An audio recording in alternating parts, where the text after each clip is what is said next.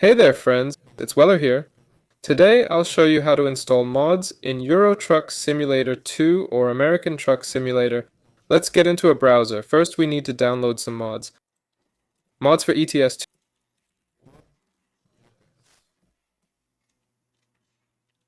We're going maybe to Nexus.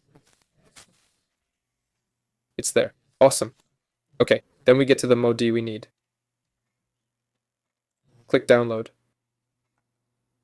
So basically we download the mod, but you can download whichever one you need, of course. The main thing is it fits your version. A file like this downloads. While it's downloading, go to My Computer, Documents, Euro Truck Simulator 2, and Mods. Okay, and we wait. After that, open the downloaded archive and move all the files to the Mods folder.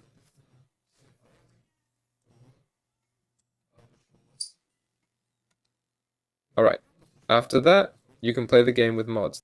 That's it. Weller was with you. Give us a like and subscribe to the channel. Goodbye, everyone!